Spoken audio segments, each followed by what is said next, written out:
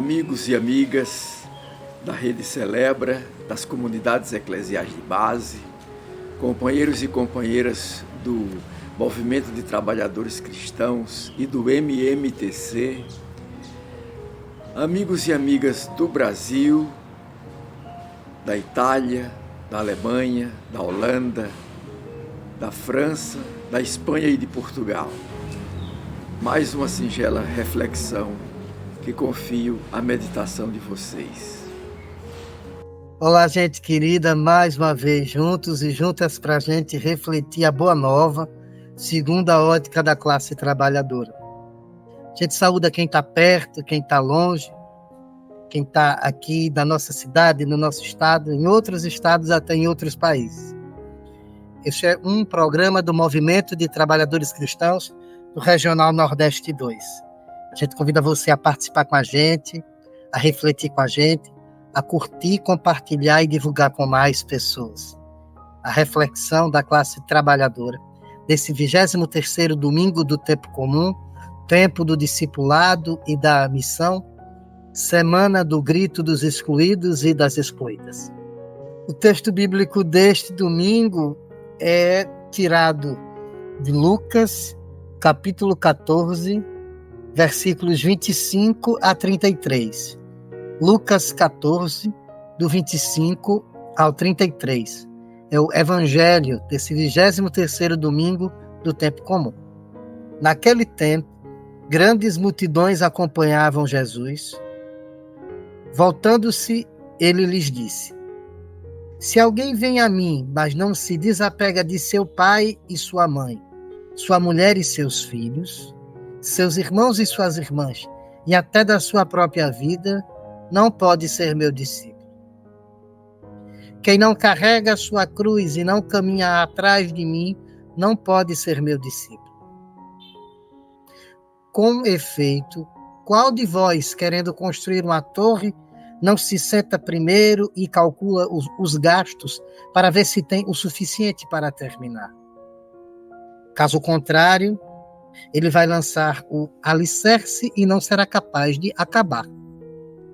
E todos os que virem isso começarão a caçoar, dizendo: Este homem começou a construir e não foi capaz de acabar.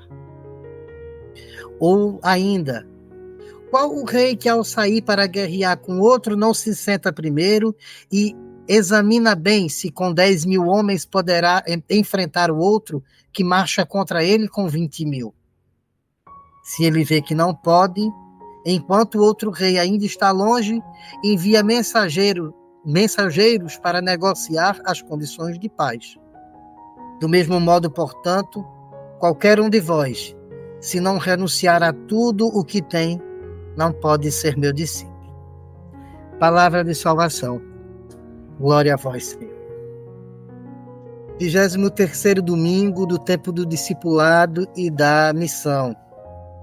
Dia do grito dos excluídos e das excluídas.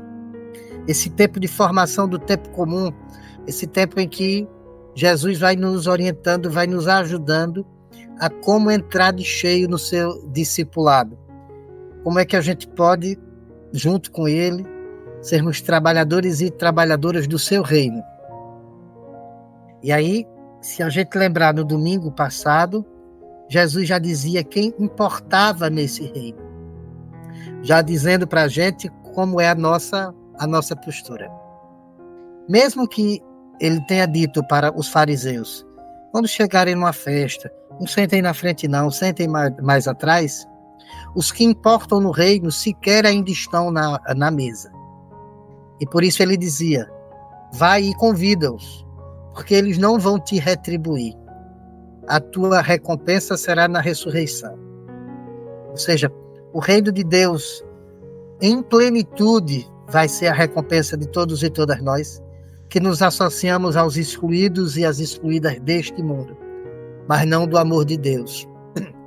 Amor de Deus, do qual quem é trabalhador e trabalhadora do reino é mensageiro. É mensageira. Hoje a gente segue nessa caminhada que Jesus faz para Jerusalém, para no centro do poder fazer uma denúncia de todas as injustiças. E aí ele começa a nos alertar de fato o que é ser cristão, como ser cristão, o que é de fato entrar de cheio nas suas fileiras. Isso faz parte desse mesmo processo. Num outro domingo anterior ainda, a gente ouviu Jesus dizer, enquanto alguém perguntava: Senhor, é verdade que poucos se salvam? Que poucos irão se salvar? Jesus diz: olha, eu não estou aqui para dizer quantos são. É melhor que a gente entenda como se salvar. O que é produto de fato disso? O que é que me ajuda a construir essa salvação que é coletiva, que é o próprio reino de Deus? Aí no domingo passado ele já diz a gente, nesse banquete da vida, quem é que tem que estar e ainda não está. E agora ele insiste mais ainda para a gente entender o que é ser cristão. E olha, se a gente enxergar bem isso, talvez até nós fiquemos pensando tristes. Talvez o texto de hoje deixe a gente mais desanimado do que encorajado. Mas, na verdade, esse texto quer orientar a gente bem. E ajuda a gente, principalmente em um tempo tão difícil, tão polarizado, tão sério, ajuda a gente a entender o que é a radicalidade do Evangelho e do projeto do Reino de Deus, e o que não tem nada a ver com radicalismos, com processos histéricos coletivos e com fundamentalismos que ajudam mais e mais a oprimir os excluídos e as excluídas. Esse texto ajuda a gente a pensar nisso. Muitos e muitas de nós dizendo ser cristãos, e se a gente olhar bem, está muito longe. Quantos e quantas aí fora que em cargos de liderança dizem que são cristãos, mas estão muito longe desse projeto. Olha, Jesus vê a multidão e Lucas quer deixar claro que ele está vendo uma multidão. Lucas quer acentuar isso, porque uma multidão o segue. Mas segue como? Segue de que maneira? Como é que é esse segmento? É muito bom que Lucas comece dizendo que uma multidão segue. E aí Jesus se volta para eles, e toda vez que Lucas, no texto bíblico lucano, diz Jesus voltou-se, vem uma informação importante. E Jesus se volta e diz: quem não se desapega de seu pai, de sua mãe, de sua irmã, de seu irmão, de sua família, não vai estar seguindo, não vai cumprir com o meu projeto. Quem não se desapega de mulher, de filhos e até da sua própria vida não pode ser meu discípulo. Porque quem não e caminha atrás de mim não pode ser meu discípulo. Olha, Jesus está dizendo algo muito sério, e que é a radicalidade do Evangelho. E há quem de primeiro pense que é um texto cruel, principalmente porque a maioria daqueles que se dizem cristãos nas redes de comunicação são a favor da família. De maneira hipócrita e velada, se dizem a favor da família. Mesmo que não construam uma família que seja modelo para as outras, mesmo que não respeitem os outros modos de ser família, mesmo que seja uma família desajustada, não há nenhum problema em alguém ser divorciado, mas estruturalmente usam da família tradicional e, ao mesmo tempo, terminam casamentos e contraem outros das formas mais espúrias possíveis, inclusive como forma de conchavo político. Ora, para quem tem esse modelo falido, mofado de ser cristão, de uma pseudo-defesa da família, ouvir Jesus dizendo que no seu segmento a gente tem que esquecer a família, é muito duro. Ora, isso é a radicalidade do evangelho, longe do radicalismo. Jesus sabe do valor da família e por isso trata os seus irmãos, os seus discípulos o tempo todo como família. Entende o valor da família e cura a sogra de Pedro. Entende o valor da família e na perspectiva da família maior, reanima Lázaro, ressuscita Lázaro. Não é desapegar no sentido de abandonar completamente a família, mas entender que no projeto do reino de Deus, onde somos cristãos e cristãs, o cristão assume uma família numerosa, assume uma família coletiva, uma casa comum, a ponto de que o desejo dessa casa comum ser o reino de Deus entre nós é muito maior do que os desejos pessoais e familiares que nós temos. Ora, quem é cristão de verdade e está na luta, está na militância, quando olha para os seus filhos, deseja muito que esses meninos cresçam. Eu desejo muito que meus filhos cresçam, que estudem, que tenham um trabalho digno, que sejam felizes, mas muito mais, eu preciso sonhar como cristão que cada filho de trabalhador e trabalhadora tenha estudo, tenha merenda digna, tenha um trabalho digno, seja feliz, não precise de trabalhar enquanto é criança, tenha dignidade, seja respeitado, não sofra violência de qualquer tipo. Esse sonho em mim é muito maior do que o sonho que eu tenho para os meus filhos. Eu tenho um sonho para todos os filhos e filhas de Deus. Esse é o jeito de ser cristão. Não é em momento nenhum dizer, olha, estou abandonando meus filhos à sorte, que eu vou fazer outra coisa na missão do reino. Não é isso. Não é isso. Deus cuida de nós como um bom pai. E Jesus nos ensina isso, para nos tornar família. Então ele não vai se contradizer dizendo, olha, é para abandonar a família de vez e odiar e tal. Não. É para a gente entender que dentro do projeto de Deus, os projetos familiares estão abaixo de nós. E inclusive dentro da comunidade eu preciso pensar assim. Dentro do espaço de militância eu preciso pensar assim. Senão eu favoreço o meu filho, a minha esposa, a minha filha. Ora, como nos outros domingos eu venho sempre falando de algumas posturas de políticos, em grande maioria da extrema-direita, mas também daqueles de centro-esquerda ou de uma pseudo-esquerda em nossos espaços. Muitos que se dizem cristãos, que estão nas festas de padroeiro e em outras igrejas, e que dizem que fazem da política a sua missão, o seu sacerdócio até. Como estas pessoas seguem de fato a Cristo se não se desapegam dos projetos familiares e favorecem irmão, irmã, esposa, filhos? Em muitos casos a esposa é secretária de uma pasta, o filho é de outra. Ora, aqueles que quiseram impregnar em nosso país o lema Deus, Pátria e Família, no segmento a Deus, no segmento a Jesus, foi tornar o Estado patrimonialista. É como se o Estado fosse o seu patrimônio.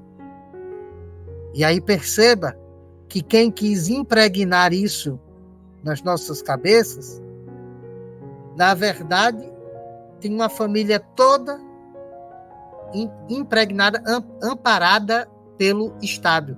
E aí um foi presidente, o outro filho é senador, o outro é um deputado que está fora do país, conspirando contra o nosso país, os outros dois são vereadores. Ora, quem coloca os projetos familiares acima dos projetos coletivos e usa dos projetos coletivos para favorecer a sua própria família, não é cristão. Por isso que esse discurso Deus, pátria e família não é cristão. Não é do reino de Deus. Porque usa Deus para se apropriar da pátria, para favorecer a sua família. É por isso que é Deus, pátria e família. Porque usa do nome de Deus para surrupiar, para roubar o Estado, a pátria, para favorecer a sua família. Quem coloca os projetos pessoais e familiares acima do projeto do reino de Deus não é digno de ser discípulo de Jesus. Porque não carrega a sua própria cruz, mas impõe cruzes aos mais sofridos. Para quê? Para favorecer a sua família.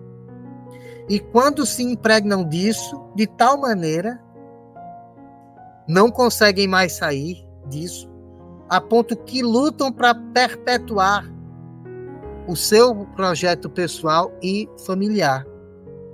E para manter o seu projeto pessoal e familiar, são capazes de qualquer coisa. São capazes de dar golpe, são capazes de tramar contra o próprio país, são capazes disso tudo.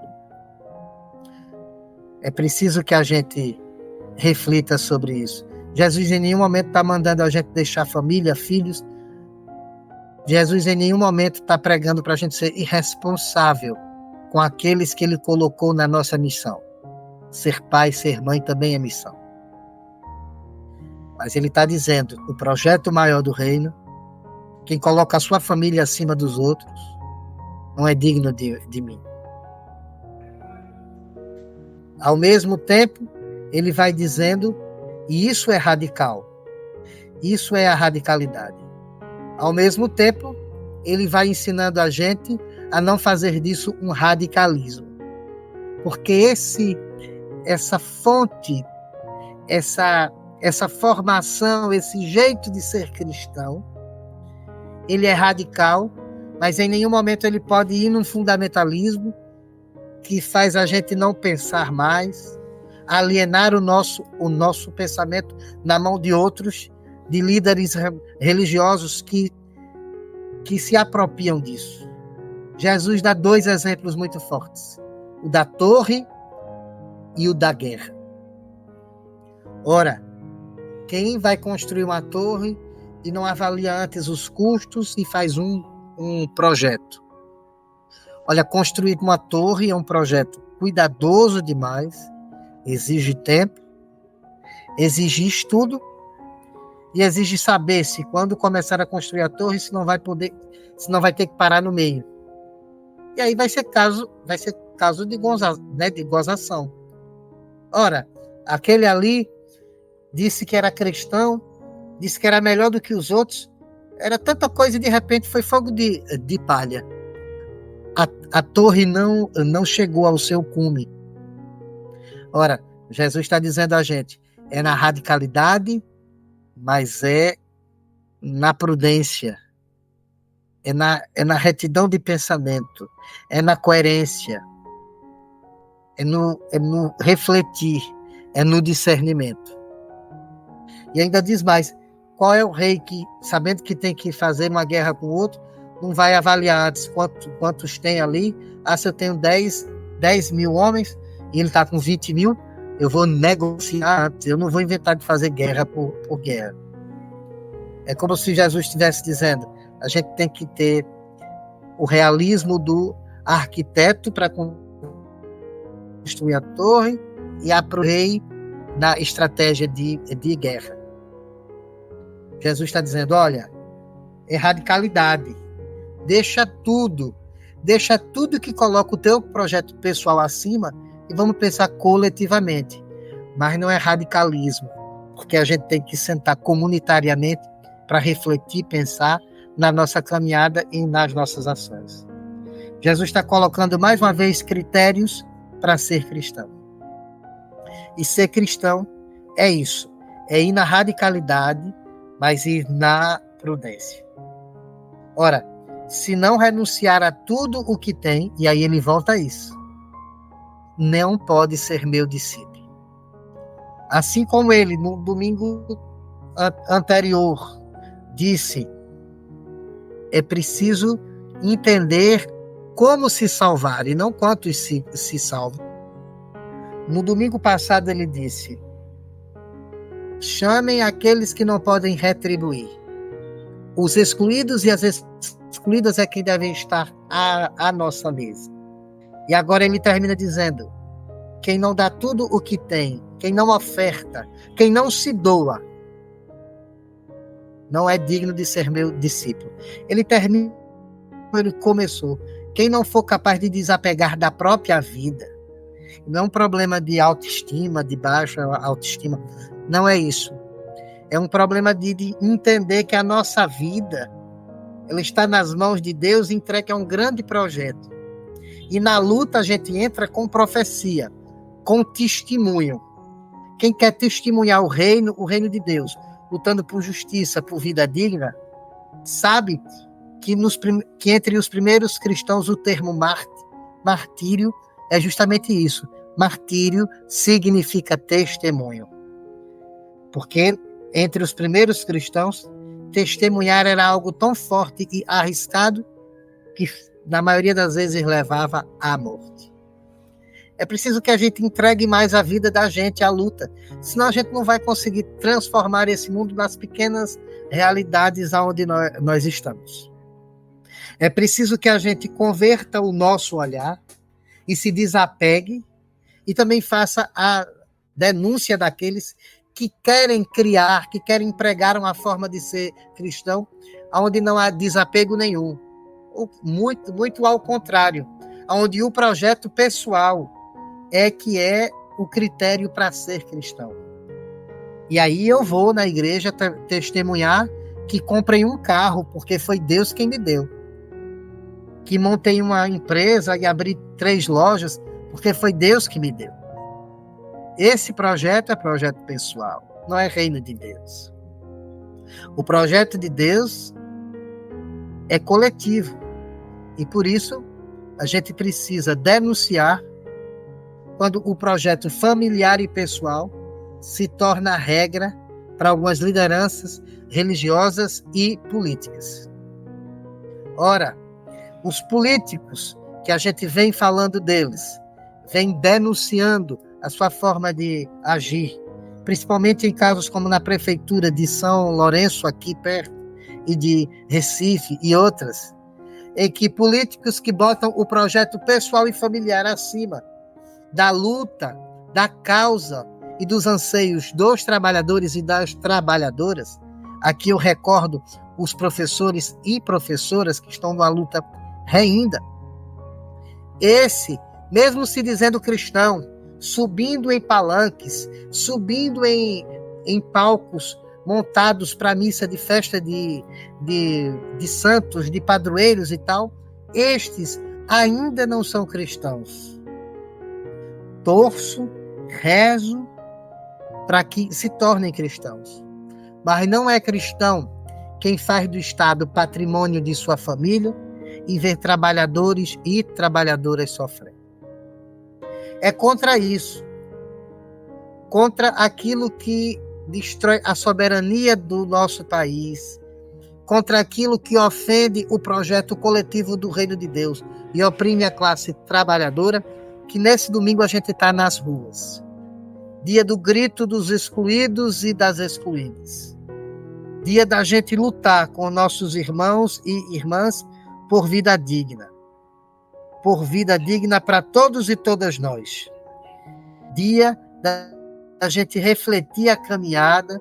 Dia da gente dizer que o nosso país, como uma pequena porção do reino de Deus, onde a gente vai fazer esse reino germinar, não pode estar na mão de quem oprime a humanidade, constrói guerras e mata pessoas. Não pode estar na mão de assassinos. Não pode ser chantageado por assassinos. Não pode ser chantageado pelo presidente dos Estados Unidos, por outras pessoas e por gente do nosso país que faz conchavo. O nosso país não pode estar na mão dos que odeiam o nosso povo e topam qualquer coisa que destruam o nosso povo para resguardar as suas próprias famílias. É por isso que neste domingo a gente está nas ruas dizendo, no 31º grito dos excluídos e das excluídas, cuidar da casa comum e da democracia é luta todo dia. Cuidar da casa comum, essa casa comum, lutando nela para que a gente tenha democracia, é o germe, é a semente do reino de Deus. E a gente precisa ir para a rua dizendo isso. Mesmo em tempos sombrios, quem não se desapegar de si e pensar na gente como esse grande coletivo da casa comum, não está seguindo na fileira do discipulado. Então, vamos continuar seguindo, lutando junto com os nossos irmãos e irmãs que constroem o grito dos excluídos e das excluídas. Jesus deixa claro que isso é radicalidade, mas não é radicalismo. É pensando a partir da estratégia como se constrói uma torre. Nesse dia também a gente insiste na luta do plebiscito popular para reduzir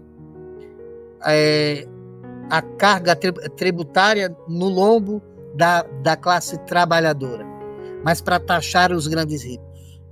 E para lutar para que a classe trabalhadora tenha tempo para viver, pelo fim da escala 6 por 1.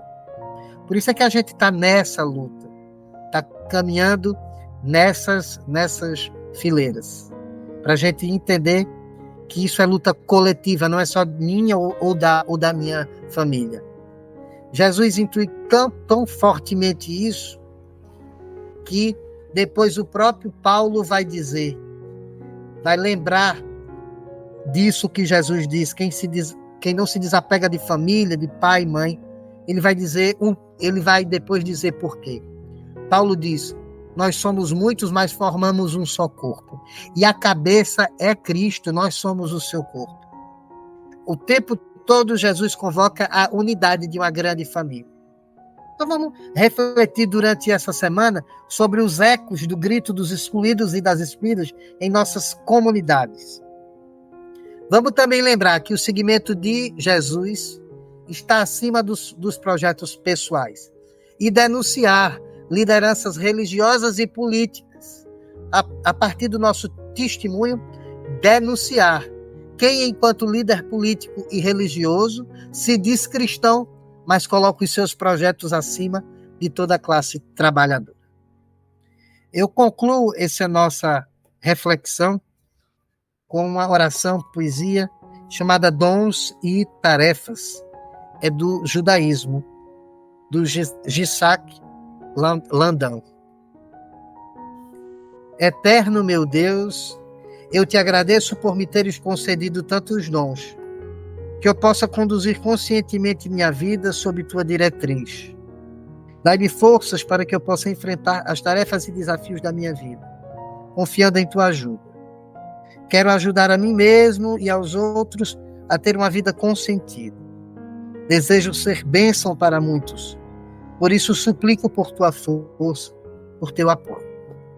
Muita saúde, muita força, muita paz e parabéns a todos e todas que durante esse dia compõem a luta do grito dos excluídos e das excluídas.